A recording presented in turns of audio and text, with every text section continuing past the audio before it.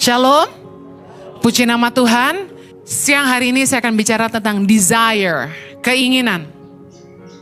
Hati-hati dengan keinginan kita. Matius 6 ayat 31. Sebab itu, janganlah kamu khawatir dan berkata, apakah yang akan kami makan? Apakah yang akan kami minum? Apakah yang akan kami pakai? Semua itu dicari bangsa-bangsa yang tidak mengenal Allah. Akan tetapi Bapamu yang di sorga tahu bahwa kamu memerlukan semuanya itu. Yesus ngajarin kita supaya kita tuh gak hidup dalam kekhawatiran. Percayakah bahwa kita punya Bapa yang baik? Bapa yang baik, Dia tahu apa yang kita butuhkan. Amin.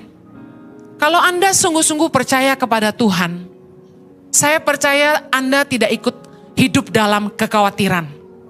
Kalau Anda percaya bahwa Tuhan itu tahu yang terbaik dalam hidupmu, Anda tidak perlu punya kekhawatiran. Kita punya Tuhan yang disebut dengan berbagai nama, tapi salah satunya Jehovah Jireh, Allah yang menyediakan. Yang jomblo tidak perlu khawatir, karena Tuhan pasti sediakan pasangan hidup yang terbaik. Katakan amin. Tapi tentu kita harus lakukan yang jadi bagian kita. Kita harus belajar dandan, harus belajar merawat diri. Karena jangan sampai yang anak 3 lebih keren daripada yang jomblo. Nggak heran kenapa janda-janda lebih laku daripada yang belum pernah menikah. Karena yang janda tahu harus cantik. Saya dipesenin suami saya tiap kali mau bicara di tengah-tengah anak muda, tolong kasih tahu mereka suruh dandan, Henny. Saya aja yang udah anak 3 berusaha dandan ya, belajar lagi dan belajar lagi. Saya ngelihat yang jomblo-jomblo imannya sangat besar. Mereka tahu Tuhan pasti sediakan. Tapi be real, bukan Tuhan tidak jawab doa. Kita juga yang tidak membuka diri. Salah satu tanda orang yang sungguh-sungguh mengenal Tuhan, mereka tidak hidup dalam kekhawatiran. Jehovah Jireh, Allah menyediakan. Kita harus percaya kepada kasih Bapa. Matius 7 ayat 11 bilang gini. Jadi jika kamu yang jahat tahu memberi pemberian yang baik kepada anak-anakmu, apalagi Bapamu yang di sorga, katakan amin. Ia akan memberikan yang baik kepada mereka yang meminta kepadanya. Ada amin? Berapa banyak saudara yang berdoa tapi doamu belum dijawab? Angkat tangan. Sama-sama declare bilang gini. Ia akan memberikan yang baik kepada mereka yang meminta kepadanya. Punya iman gak? Kita yang manusia yang jahat aja tahu memberikan pemberian yang baik kepada anak-anak kita. Percayalah bahwa Bapa di sorga akan memberikan yang baik kepada mereka yang meminta kepadanya. Tapi sekalipun Tuhan tidak memberikan seperti yang kita inginkan, kita harus tetap percaya bahwa Tuhan itu memberikan yang terbaik. Orang yang punya iman bukan berarti semua yang dia doakan yang akan Tuhan berikan. Mungkin Tuhan tidak jawab exactly like what we wanted. Mungkin Tuhan gak jawab doa kita seperti yang kita inginkan. Tapi percayalah, milikilah iman bahwa apa yang Tuhan sedang kerjakan dan akan berikan dalam hidup kita adalah yang terbaik. Kita nggak marah, tapi kita kecewa sama Tuhan ketika apa yang kita doakan kok nggak kunjung datang. Kenapa sih Tuhan nggak jawab doa kita? Kenapa Tuhan nggak lakukan seperti yang kita inginkan? Mungkin bahkan ada yang sampai marah sama Tuhan. Tapi tahukah Anda bahwa manusia itu nggak tahu apa yang mereka minta sebenarnya? Saya pernah khotbah bilang gini, bahwa kita ini manusia cuma punya kemampuan melihat sejauh jarak mata kita memandang. Tapi Tuhan adalah Alfa dan Omega. Dia yang awal dan Dia yang akhir. He is the creator. He is God. Jehovah, Tuhan yang maha tahu. Dia yang sanggup melihat ujung dari hidup kita. Kalau kita punya iman, kita harusnya percaya bahwa kehendak Tuhan adalah yang terbaik, bahwa rencananya yang terindah. Banyak kali ketika kita berdoa dan kita minta sesuatu sama Tuhan, you don't know what you ask. Anda tidak sadar apa yang Anda minta. Ayat favorit kita Mazmur 37 ayat 4. Bergembiralah karena Tuhan, maka Ia akan memberikan kepadamu apa yang diinginkan hatimu. Saya juga sering kasih ayat ini buat yang ulang tahun. God bless the desires of your heart. Tuhan berkati kerinduan hatimu. Tapi Tuhan ingatkan saya, hati-hati sama desires. Keinginan kita ini yang seringkali membuat kita tidak taat sama Tuhan. Keinginan kita yang gak ada habisnya ini yang seringkali membuat kita kecewa sama Tuhan. Keinginan kita ini yang seringkali menjadi perangkap jebakan buat hidup kita sendiri. Pertanyaan saya siang hari ini, apakah keinginan hatimu sejalan dengan kehendak Allah? Apakah keinginan hatimu sejalan dengan kehendak Tuhan? Roma 8, mari kita lihat. Roma 8 ayat 5. Sebab mereka yang hidup menurut daging, memikirkan hal-hal yang dari daging. Mereka yang hidup menurut roh, memikirkan hal-hal yang dari roh. Ayat ke-6. Karena keinginan daging adalah maut, tetapi keinginan roh adalah hidup dan damai sejahtera. Seringkali kita sulit membedakan mana sih kehendak Tuhan, mana sih kehendak kita. Tapi karena kita ini masih hidup di dalam daging, seringkali yang kita inginkan itu kehendak daging. Contoh, keinginan mata. Kita milih pasangan hidup, kita lihat cantiknya, putihnya, tingginya. Saya masih ingat saya punya teman. Dia bilang sama saya itu nyari cewek yang tinggi langsing, rambutnya panjang, hidungnya mancung, bibirnya mungil, matanya belok, pinter main piano katanya gitu. Many of us, banyak dari kita itu sok jadi Tuhan atas diri kita sendiri. Padahal kita dipimpin oleh keinginan. Apa yang terjadi sama teman saya ini? Dengan sejuta keinginannya itu, dia dapat cewek yang 180 derajat berbeda dari keinginannya. Well, apakah jelek? No. Tapi seringkali kita dibutakan sama keinginan. Kita cuma pakai mata. Istrinya secara fisik tidak seperti yang dia inginkan. Tapi apa yang terjadi? Istrinya sangat baik. Istrinya sangat menolong dia. Di masa pandemi waktu bisnisnya macet, istrinya yang kasih makan dia. You maunya yang cantik aja, yang cantik itu high maintenance. Pandemi, lu bocian, dia ciao. Nggak ada duit dia pergi. Mendingan jangan lihat fisik. Doa sungguh-sungguh, ini yang dari Tuhan atau bukan. Kadang-kadang hidup kita itu, kita tuh cuma live by our own feeling and desires gitu loh. Gua mau begini, gua mau begitu. Tapi ikut Tuhan gak bisa gitu. Kita harus belajar hidup dipimpin roh. Keinginan roh adalah hidup dan damai sejahtera. Tuhan gak mungkin mendatangkan kecelakaan bagi kita. Amin. Kita seringkali lebih milih keinginan daging kita, bukan apa yang Tuhan kehendaki bagi kita. Saya ditawarin papa angkat saya, Dedi beliin Alphard ya buat kamu. Saya bilang enggak. Keinginan daging mau tahu gak hati saya? Mau jujur gak? Maulah, kacau loh. Siapa yang gak mau dibeliin Alphard? Bener gak Pak? Jujur aja, mau banget, keren lagi. Tapi saya jawab, jangan Dad. Nanti kalau dilihat orang pikir saya pakai duit yayasan beli mobil mewah. Jangan. Emang sejuta orang nanya, Ibu Heni dibeliin orang tua atau pakai duit yayasan? Kan gak nanya. Tapi pasti menghakimi. Seringkali kita tuh ngikutin keinginan. Kita gak pegang firman Tuhan. Firman Tuhan berkata, seorang hamba Tuhan harus hidup berpadan dengan panggilan. Saya sudah memilih jalan hidup saya.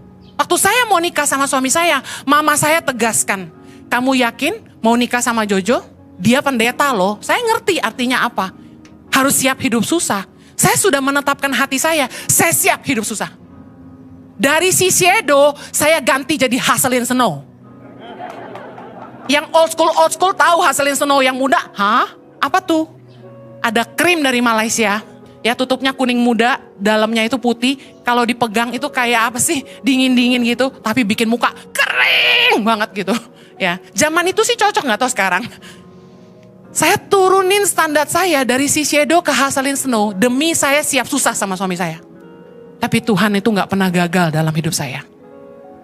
Orang pikir jadi kawin sama pendeta susah, gue bilangin lu salah. Berkatnya melimpah, anugerah Tuhan luar biasa.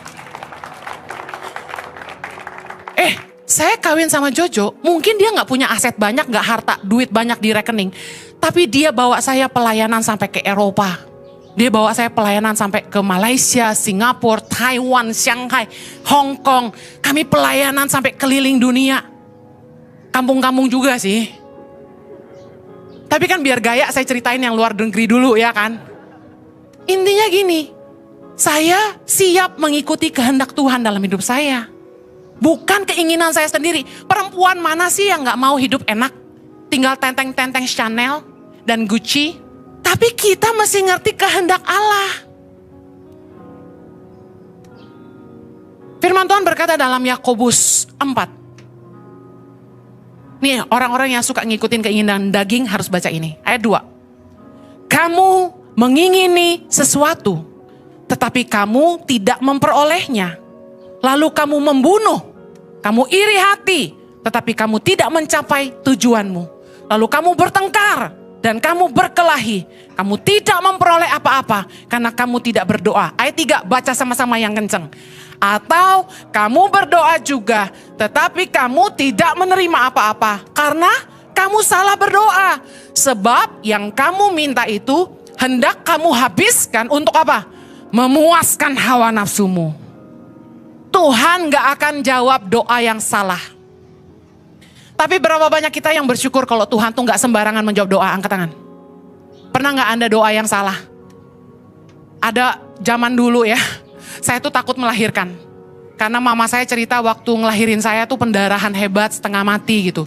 Nah karena takut mendengar cerita itu, nih mama-mama belajar jangan suka cerita begitu ke anak-anaknya. Saya jadi takut melahirkan. Saya trauma banget. Jadi waktu saya nikah sama suami saya doa gini, gak punya anak-anak gak apa-apa deh Tuhan. Bayangin, saking takut ngelahirin. Tapi saya tuh bersyukur, ya ampun Tuhan cabut perkataan saya. Sembarangan ngomong nih mulut. Coba Tuhan jawab doa saya waktu itu, saya bener-bener gak punya anak. Nyesel seumur hidup gak tuh? Jojo sih gak bakal ceraiin saya. Tapi saya gak bisa ngelihat anak-anak saya yang cute-cute itu. Gak bisa dipeluk sama mereka seperti hari ini. Nah seringkali Tuhan itu bermurah hati. Tidak semua doa kita dijawab. Tuhan itu sangat baik. Amen. Tuhan tidak akan memberikan apa yang Tuhan tahu akan merusak hidup kita. Bahkan mungkin menggagalkan rencananya dalam hidup kita. Kita kan gak tahu apa yang akan terjadi seandainya Tuhan memberikan kepada kita semua yang kita inginkan. Kita kan gak tahu. Ada anak-anak yang hidupnya begitu mudah. Orang tuanya kasih dia apa saja. Dia mau apa aja, orang tuanya belikan. Dikasih. Hidupnya gampang, very easy. Apa yang terjadi? Spoiled. Anak manja. Hidupnya jadi rusak. Yang seharusnya dari kecil dia diajar dulu cara memegang uang. Ngelola uang itu seperti apa, bijaksana seperti apa. Dia gak diajarin, tapi dikasih duit terus. Apa yang terjadi? Mereka pakai uang mereka salah gunakan. Ada yang shopping terus sampai hutang kartu kredit. Ada yang belajar ngedrak, ada yang belajar traktir teman-temannya ke nightclub, mabok-mabukan. Saya saksikan anak-anak orang kaya di Australia, teman-teman saya, sekolahnya kacau. Kenapa? Orang tuanya beliin Ferrari, SLK. Wah, mereka kerjaannya pamer terus, happy. Minum yuk, ngumpul saban malam. Kapan sekolahnya? Malam teler, besok pagi gimana bangunnya? Orang tua yang gak tegas sama anak-anaknya, dengerin, Anda sedang merusak masa depan anak Anda. Sekalipun Anda orang kaya, dengar baik. Kalau Anda mau lihat anak Anda berhasil, tegas sama mereka, papa mama cuma bisa kuliahin kamu. Selesai kuliah, katakan umur 23, kamu sudah harus bisa berdiri di atas kaki kamu sendiri. Harus tegas. Anda kalau sayang anak Anda harus tegas sama mereka. Kasihan Bu Heni, no. Anda biarkan mereka di rumah umur 25, 26, 27, 28. Enggak kerja, cuma main game. Tidur subuh, bangun siang. Emangnya Anda hidup selamanya? What if you die? Apa yang terjadi kalau Anda dipanggil Tuhan? Anak Anda mau makan apa? Mau kemana? Oh jangan takut Bu Heni, pabrik saya banyak, harta saya melimpah, anak saya gak bakal kelaparan. Saya sudah lihat harta orang habis dalam sekejap. Anak-anak yang gak diajarin kerja dari kecil untuk ngelola usaha orang tuanya, mereka gimana mau lanjutin? Justru anak-anak yang lulus kuliah harus dibib. Keren, ada orang tua yang gini. Kami ketemu kemarin. Anaknya disuruh kerja dari mana? Dari bawah. Keren banget gak tuh? Papa mamanya enggak ada lu anak gua. Lulus dari Amerika pulang, suruh kerja. Jadi apa? Waitress. Di kafe punya dia sendiri. Kerja dari bawah. Satu kali manajernya marahin dia. Manajernya marah kan terus karena dia merasa dia yang punya anaknya ini. Dia melawan ke manajernya. Apa yang terjadi? Manajernya lempar lap ke mukanya. Anak yang punya loh. Dia marah. Dia telepon papanya. Papanya lagi di luar negeri. Kurang ajar nih manajer. Lempar lap ke muka saya. Dia marah. Kalau saya jadi papanya, gue pecat tuh manajer. Marah sih marah, kebangetan banget anak gue dilempar lap ke muka gitu kan. Tapi saya belajar dari orang tua ini. Dia bilang apa? Saya suruh anak saya minta maaf sama manajer saya. Karena tidak mungkin manajer itu tahu ini anak saya masih dilempar lap kalau dia tidak keterlaluan. Wow. Hari ini mau tahu ceritanya? Anaknya jadi manajer kafe dong. Keren banget, pinter banget, malah dia bikin jadi franchise. Franchise-nya udah dibeli orang, anaknya loh. Tapi pelajaran dari papanya apa? Tidak dimanjakan, kerja dari bawah. Kalau Anda sayang anak Anda, usia di atas 23 masih di rumah ngendon, bangun siang, saya kasih tahu, berhenti kasih uang. Bu Heni, kerjaannya main game terus, putusin internet di rumah. Putusin internet di rumah. Berhenti kasih uang. Cuma kasih makan. Kalau dia marah, bilang gini. Kalau kamu kerja, kamu bisa isi pulsa listrik, pulsa internet, kamu bisa kasih makan diri kamu sendiri. Kalau Anda terus kasih uang, dan terus pasang wifi, anak Anda cuma jadi monster di rumah, yang cuma bisa teriak, bibi makan, bibi minum. Anda tidak sayang anak Anda. Ingat, we don't live forever. One day kita nggak ada, anak kita gimana? Nggak punya fighting spirit, nggak punya spirit of survival, nggak bisa bertahan. Mau jadi apa? Anda harus mulai belajar didik dia dari bawah untuk mengenali usaha Anda. Saya pernah punya kafe. Saya kasih tahu sama anak-anak muda. Anak muda zaman sekarang kan bertingkah. Pulang dari luar negeri, mau buka kafe. Bilangnya apa?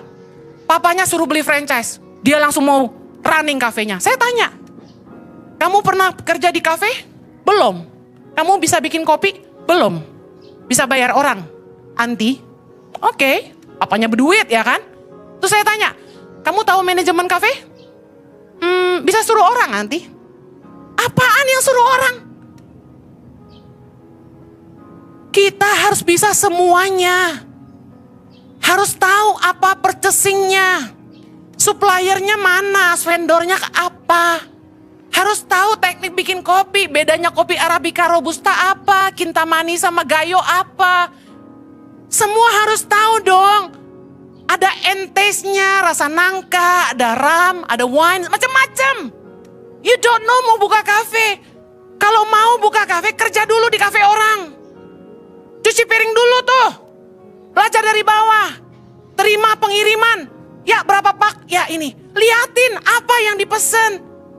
Mana bisa main buka kafe gitu aja. Fighting spiritnya nggak ada. Jangan terus ikuti keinginan. Anda sedang menjerumuskan anak-anak Anda. Karena keinginan manusia gak ada habisnya. Pengkhotbah 6 ayat 7. Segala jerih payah manusia adalah untuk mulutnya, namun keinginannya tidak terpuaskan. Hawa nafsu manusia itu menginginkan ini dan itu. Tapi Tuhan yang mengetahui segala sesuatu, katakan amin. Mari belajar jangan larut dalam keinginan dunia. Mari kita harus belajar mengenali kehendak Allah. Kita buka 1 Petrus 4 ayat 2 sampai 3. Ini pesan Tuhan luar biasa banget. Saya malam-malam renungkan ini. Wow. 1 Petrus 4 ayat 2. Baca sama-sama. Supaya waktu yang sisa jangan kamu pergunakan menurut keinginan manusia, tetapi menurut kehendak Allah. Ayat 3. Sebab telah cukup banyak waktu kamu pergunakan untuk melakukan kehendak orang-orang yang tidak mengenal Allah.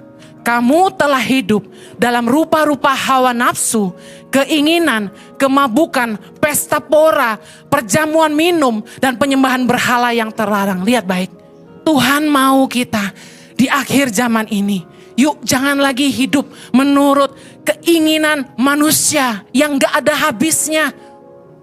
Kita ini masih di dalam daging, keinginan kita banyak. Mobil baru, rumah besar, harta melimpah, istri cantik, suami ganteng, barang branded. Pikirin aja, sebenarnya yang bikin kita susah itu keinginan kita. Kalau bicara kebutuhan kita gak kurang makan, gak kurang minum, gak kurang pakai, setuju? Tuhan pelihara kita, karena Dia Bapa yang setia, Dia Bapa yang baik. Tapi yang bikin kita gak bersyukur dan selalu bilang Tuhan gak jawab doa adalah keinginan kita yang gak ada habisnya. Mari belajar jangan mempergunakan hidup kita lagi untuk keinginan manusia, tapi menurut kehendak Allah. Jangan terus mengikuti hawa nafsu ini dan itu, keinginan dunia. Mari belajar cari kehendak Allah. Kalau Tuhan gak jawab doa kita, percayalah sesungguhnya Tuhan tahu yang terbaik buat kita. Belajar seperti Yesus. Yesus berdoa dalam Lukas 22 ayat 42. Tetapi bukanlah kehendakku, melainkan kehendakmu yang terjadi. Kita belajar bagaimana Yesus itu waktu Dia berdoa. Yesus minta supaya cawan itu berlalu. Tapi Dia bilang, Tuhan bukan kehendakku, tapi biar kehendakmu. Yesus belajar menyerahkan keinginannya kepada Bapa. Padahal Dia sangat ketakutan. Theologically mengatakan sebelum disalib, ketika Yesus berdoa di Taman Getsemani, Dia saking takutnya, keringat itu keluar darah. Saking takutnya, stres, sampai pembuluh darah pecah. Tapi Dia tetap berkata, bukan kehendakku, tapi kehendakmu. Matius 6 dalam doa Bapa kami, Yesus mengajarkan apa kepada kita? Ayat 9, Bapa kami yang di sorga, dikuduskanlah namamu, datanglah kerajaanmu. Sama-sama, jadilah kehendakmu di bumi seperti di sorga. Kita boleh doa minta apa saja. Tetapi apakah keinginanmu align, sejalan dengan kehendak Bapa? Mari belajar menyerahkan kehendak kita kepada Bapa. Tadi habis ibadah kami berdoa buat seseorang yang dia harus diangkat rahimnya. Dia takut, suaminya bilang, tolong doakan kami supaya Tuhan kasih mujizat terjadi, rahimnya tidak diangkat. Tapi saya dengan sangat strong merasa di hati saya, Tuhan bicara. Belajar menyerahkan. Kalau memang ini salib yang harus dia angkat, tetap percaya bahwa kehendak Tuhan terbaik, rencananya terindah. Mungkin kita harus pikul salib dalam hidup kita. Mungkin gak seperti yang kita inginkan. Tapi percayalah, kehendaknya terbaik, rencananya terindah. Matius 6 ayat 33 berkata, tetapi carilah dahulu kerajaan Allah dan kebenarannya, maka semuanya itu akan ditambahkan kepadamu. Mari belajar, kalau doa, jangan lagi selalu bilang gini, Tuhan berkati aku, Bapa berkati aku. Tapi belajar gini, Tuhan, apakah yang Engkau rindukan dari hidupku? Apa yang Kau mau dari hidupku? Apa yang Kau mau Tuhan, nyatakanlah bagiku. Jangan melulu, aku mau ini, aku mau itu. Tapi tanya, apa sih kehendak Tuhan bagi kamu? Mari kita fokus melakukan kehendak Tuhan. Percayalah, firman Tuhan berkata, carilah dahulu kerajaan Allah, bicara soal kehendaknya dalam hidup kita dan kebenarannya. Maka semuanya ditambahkan. Saya bersyukur saya mengejar kehendak Allah dalam hidup saya. Kami meninggalkan kenyamanan kami di Australia. Kami kehilangan income, kami kehilangan harta. Tapi saya mengejar kehendaknya dalam hidup saya. Dan saya bersyukur diberikan seorang suami seperti yang dia katakan kepada saya, bahwa bersama Jojo saya akan menghidupi kehendak Allah. Mana ada suami yang mau bantu istrinya cari dana yang bukan untuk dirinya sendiri. Coba, suamiku tuh nenteng kaos, batik, kalau udah promosi topi, putar kanan kiri, bilang lebih mudah setengah jam, lebih mudah 5 menit. Suamiku kalau jualan 40 kilo tuh habis. Saya gak pinter marketing kayak dia, tapi saya bisanya nangis. Kalau saya nangis baru laris. Saudara tahu, kami berdua ngalamin, ini kesaksian nyata, bukan untuk membanggakan diri ya. Tolong terima dengan telinga yang baik. Kami menyerahkan hidup kami kepada Tuhan. Kami hidup buat Indonesia.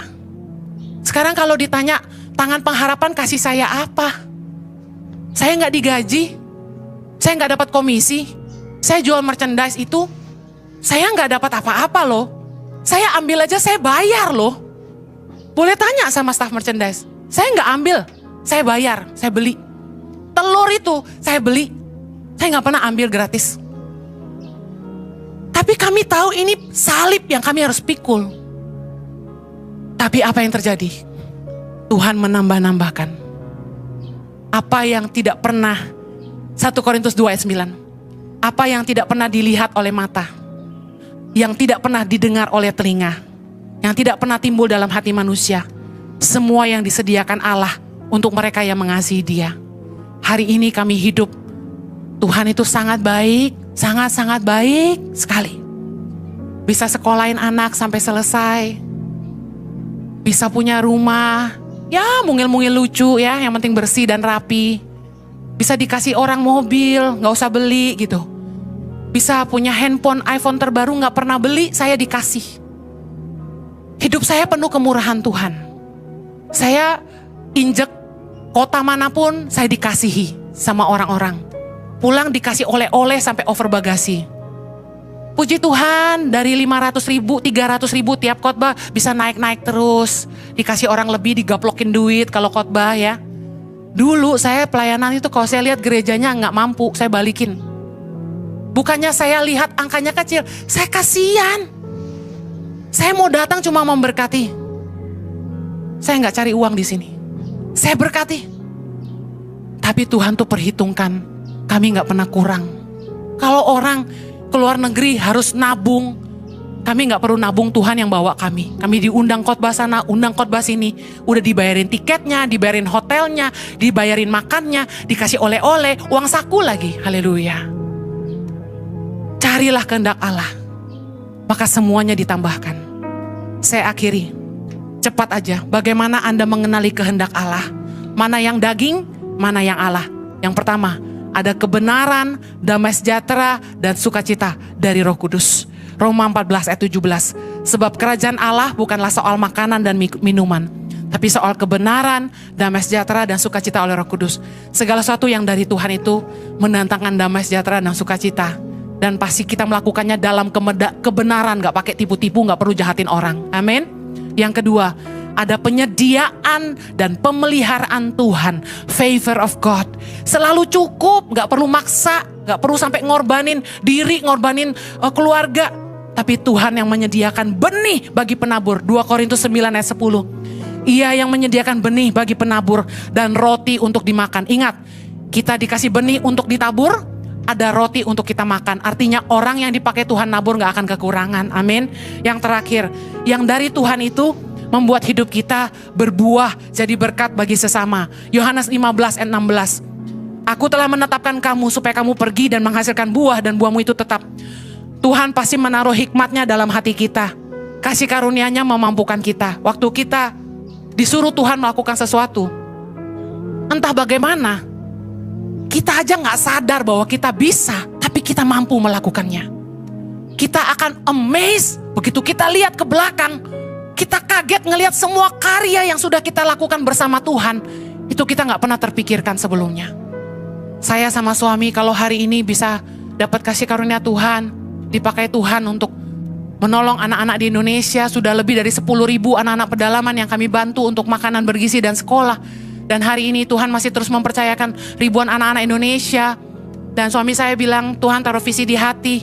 Kami harus kasih makan 10.000 anak-anak Indonesia. Dan kami harus melahirkan 1.000 pemimpin bagi bangsa Indonesia. Saya percaya kalau kami bisa melakukan semuanya itu semua karena kasih karunia dan kemampuan yang Tuhan berikan. Tuhan yang kirim orang-orang baik seperti Anda untuk menolong kami. Kalau dari Tuhan, kita tidak perlu sampai harus berkorban, anak gak makan, anak gak sekolah. Saya percaya Dia sediakan segalanya. Amen. Anda percaya punya Tuhan yang baik? Hati-hati dengan keinginanmu. Belajar doa minta apapun sama Tuhan.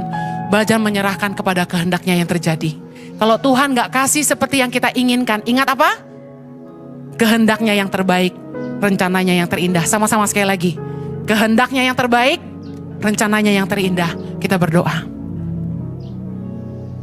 Kasih karuniamu memampukan kami untuk punya iman dan berkata, kehendakmu yang terbaik, rencanamu yang terindah. Kalaupun harus salib yang kami pikul, kami percaya bersama Tuhan kami mampu. Ada kasih karunia akan menyertai kami. Berdoa Tuhan, biarlah setiap umatmu bukan lagi mencari kehendaknya, keinginannya, tapi mereka mau belajar datang sama Tuhan, menyerahkan dirinya. Dan berkata, apakah yang Tuhan mau untuk saya kerjakan bagi Tuhan? Apakah kehendak Tuhan bagi hidup saya? Mari umat Tuhan, saya mau kasih kesempatan doa yuk sama Tuhan. Minta Tuhan nyatakan kehendaknya dalam hidupmu. Terima kasih Tuhan. Nyatakan kehendakmu Tuhan. Nyatakan kehendakmu. Dikuduskan namamu Tuhan. Datanglah kerajaanmu. Jadilah kehendak-Mu. Terima kasih ya Bapak. Berkati umatmu, hamba-Mu percaya Tuhan akan menanamkan dalam hati setiap mereka apa yang jadi kerinduan Tuhan bagi hidup mereka. Berkati anak-anak mereka hidup dalam takut akan Tuhan dan pemeliharaan Tuhan yang sempurna. Berikan hikmat pada setiap orang tua untuk mendidik anak-anak mereka hidup dalam kemenangan. Di dalam nama Yesus kami berdoa. Amen. Have a blessed Sunday. God bless you.